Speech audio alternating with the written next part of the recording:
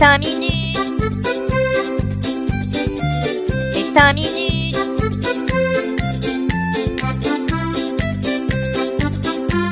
Les 5 minutes du coin. Bonjour à tous et bienvenue pour ce nouvel épisode des 5 minutes du coin. La citation de la semaine sera: ne mettez pas votre confiance dans l'argent, mais mettez votre argent en confiance. N'investissez donc uniquement l'argent que vous êtes prêt à perdre. Une semaine pleine de volatilité sur les marchés crypto avec comme d'habitude le Bitcoin qui dicte la tendance, mais qui est lui-même directement influencé par la finance traditionnelle. Après une remontada phénoménale jusqu'aux 18 000 $, le Bitcoin rechute aux alentours des 17 000 suite à l'annonce de la hausse des taux de la Banque centrale américaine de 0,5 points, ce qui leur fait un taux de 4,5% quand en Europe, nous ne sommes encore qu'à 2,5%. Le Fear and Greed Index est de 29 dans la peur, comme d'habitude. La traversée du désert commence à être longue. Avant de commencer les infos, une petite blague pour vous détendre un peu. Savez-vous pourquoi les prêtres adorent le Bitcoin? Parce qu'il n'a encore que 13 ans. Voilà, on va pouvoir maintenant commencer. Donc, en première info, on a une autre blague qui concerne nos chers parlementaires européens, qui s'évertuent à trouver une régulation à rapidement appliquer au secteur des crypto-monnaies car énormément de gens perdent de l'argent, mais surtout, le plus grave, préparez-vous, c'est vraiment le blanchiment d'argent. C'est bien connu, tout le monde utilise le Bitcoin pour ça. Apparemment, tout le monde, sauf Eva Kaili, la vice-présidente du Parlement européen qui préfère tout de même la bonne vieille méthode du sac de billets afin de rester droit dans ses bottes. En tout, c'est 1 500 000 € qui étaient en jeu dans cette affaire de corruption, dont 1 million provenant du domicile d'Eva. Donc en gros, on doit se plier à des lois liberticides votées par des gens qui, eux, ne les appliqueront jamais. Voilà ce que c'est la politique. Je sais bien que vous vous en doutiez déjà, mais remettre l'église au centre du village, ça ne fait jamais de mal. Pour terminer sur cette affaire, la corruption des élus parlementaires serait directement liée au Qatar pour qu'ils leur fassent une bonne presse suite à une visite de contrôle dans leur pays. En parlant de l'Europe, une décision a été prise cette semaine en lien direct avec le blanchiment d'argent. Limiter les paiements en espèces à 10 000 € dans la zone européenne, en sachant qu'en France c'est déjà 1 000 € le maximum des paiements. Le genre de loi qui va bloquer monsieur et madame tout le monde pour vendre ou acheter son véhicule en cash, mais par contre qui ne changera absolument rien au blanchiment d'argent. Encore un moyen de détourner, d'imposer du contrôle au peuple. Sinon, il n'y a pas que ça dans le texte, il y a aussi une petite mention spéciale pour nous, les dangereux utilisateurs de crypto-monnaies, car il est bien connu que nous mettons les nations en danger en utilisant notre système alternatif. De ce fait, tous les paiements d'une valeur égale ou supérieure à 1 000 € seront surveillés. Cependant, les amis, on parle surtout des transactions via exchange. Donc, si vous n'êtes pas con et que vous n'avez pas envie qu'on vous surveille, il vous suffit simplement d'avoir un cold wallet avec vos cryptos ou même un hot wallet, mais en tout cas de sortir des exchanges. La filiale d'EDF Exaion a dévoilé cette semaine son service de nœud blockchain disponible pour les entreprises ou les professionnels indépendants.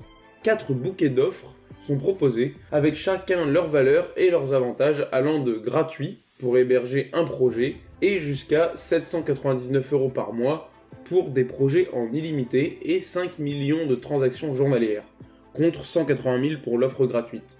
Pour le moment, 5 blockchains sont supportées, et ces dernières sont Ethereum, Energy Web Chain, Tezos, Avalanche et Bitcoin. Quoi? Le grand méchant Bitcoin énergivore est dans la liste alors qu'il détruit notre planète à petit feu en consommant autant qu'un pays? Eh oui, car on ne parle que d'hébergement de nœuds, et non pas de minage, car rassurez-vous, EDF l'a bien annoncé, leur entreprise est tournée vers des solutions peu émettrices en CO2, et jamais, au grand jamais, ils ne mineront du Bitcoin. Plutôt mourir que d'évoluer. On reste en France, car oui, il s'en passe des trucs quand même chez nous, que ce soit en bien ou en mal, on peut pas nous le retirer, ça s'active autour des cryptos. L'entreprise Just Mining, qui fait partie des boîtes françaises ayant un fort rayonnement dans l'écosystème même au-delà de notre pays, a décidé de changer de nom. Car oui, Just Mining ne collait plus bien à l'entreprise qui propose désormais de nombreux autres services, dont le minage ne représente plus qu'une petite partie. Just Mining devient donc Meria, tirant son origine d'un cèdre japonais, donc le nom colle parfaitement à l'écosystème, car ce cèdre s'appelle le Cryptomeria. Son bois a la particularité d'être très résistant et imputrescible, ce qui envoie un message fort concernant la santé de l'entreprise. Ce changement de nom s'accompagne d'un ravalement de façade du site web, ainsi que d'annonces ambitieuses telles que la préparation d'une application mobile, plutôt important quand on sait que désormais les téléphones portables sont une extension de notre main. Quand par chez nous l'entreprise EDF annonce que pour rien au monde elle ne minerait un jour du Bitcoin, au Japon il en va d'une toute autre opinion. Le groupe TEPCO, acronyme de Tokyo Electric Power Company, qui est un des plus grands producteurs d'électricité japonais, annonce se lancer dans le minage de Bitcoin. Ça alors, pourtant c'est quelque chose de dangereux pour la planète. Et en plus c'est inutile. Il y a encore Alexandre Tchatchenko qui l'a rappelé sur BFM cette semaine. Je comprends pas. C'est plus précisément une de leurs filiales, Agile Energy X, qui se lance dans cette aventure. Mais alors pourquoi miner du Bitcoin ? En fait c'est très simple. Ils ont des surplus de production d'énergie sur leur production verte, qui ne peut être stockée, et qui jusqu'alors était perdue. C'est valable pour leur production aussi bien éolienne que photovoltaïque qu'hydraulique. Ce surplus d'énergie sera désormais utilisé pour miner du Bitcoin afin d'alléger la note financière, mais également le gaspillage que ça représente. Est-ce que vous savez à quel moment on sait qu'on commence à vraiment s'approcher du bottom ? C'est assez simple. C'est le jour où on apprend que Mr. Donald Trump en personne annonce sortir sa collection de NFT. Est-ce que cela fait bonne pub au secteur ou est-ce que ça le ridiculise ? Je vous laisse vous faire votre opinion. En attendant, allons voir à quoi ressemble ce chef-d'œuvre artistique. Ce qui est certain, c'est qu'ayant annoncé sa participation au présidentiel de 2024, ce petit coup de pub ne pouvait pas lui faire de mal. Alors, cette collection, qui a de quoi faire trembler le diptyque des Marilyn Monroe d'Andy Warhol.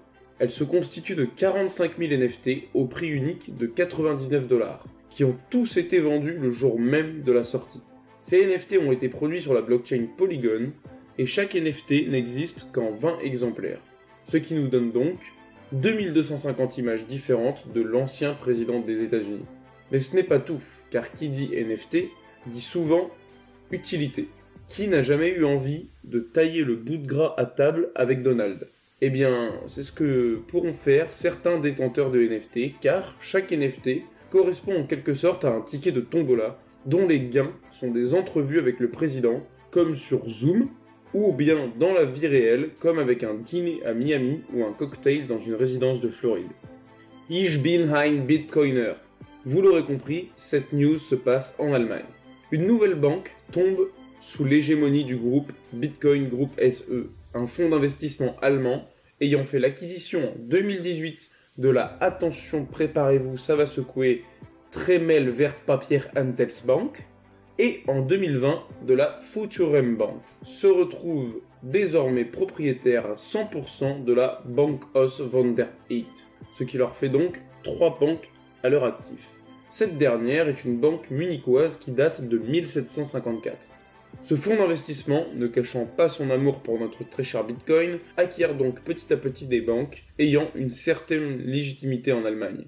On peut donc dire que cela devrait rendre le pays de plus en plus crypto-friendly, ou du moins Bitcoin-friendly, si les banques appartiennent directement à des Bitcoiners. Je vois mal comment il pourrait en être autrement. Alors ça, c'est le gros bazar.